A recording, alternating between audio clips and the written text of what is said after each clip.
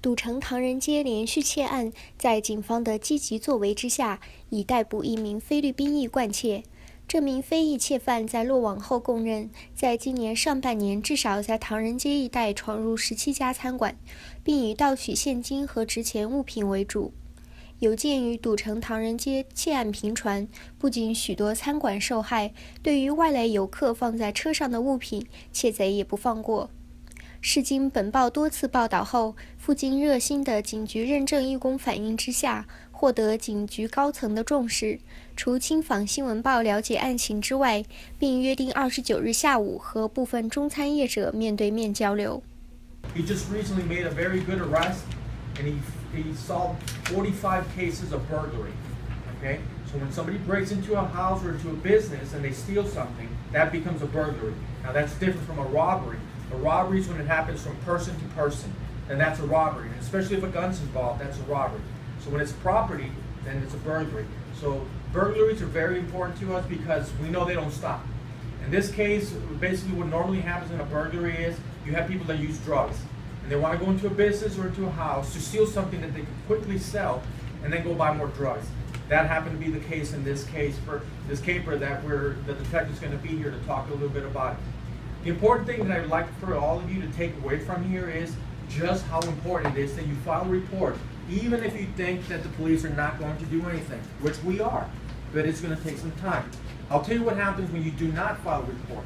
If you do not file a police report, then we don't know that you're a victim. And I'll tell you this right now.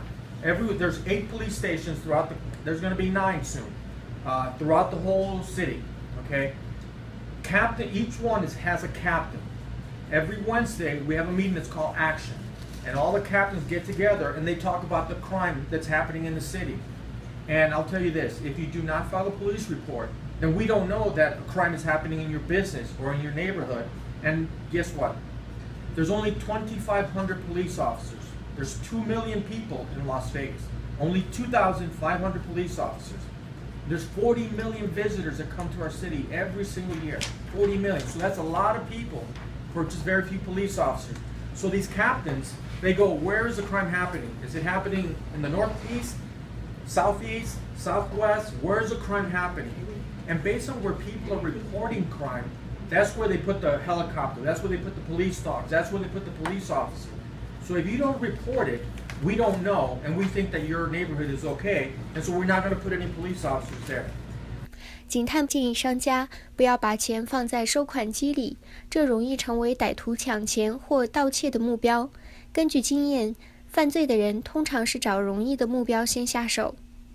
People that were out of the norm, that didn't look like they should be there, and then we were able to link all the events together.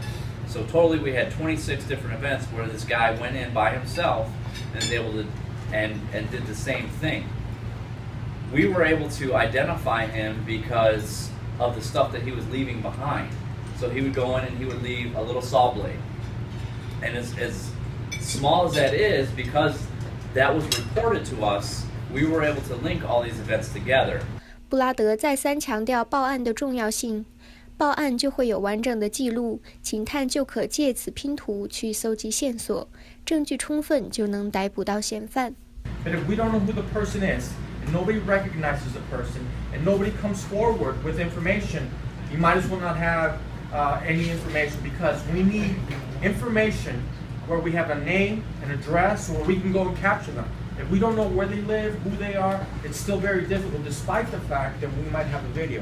But the important thing here to note is that we do take it seriously. 想收看更多维加斯华文短片，请浏览新闻网 lvcnn.com。谢谢。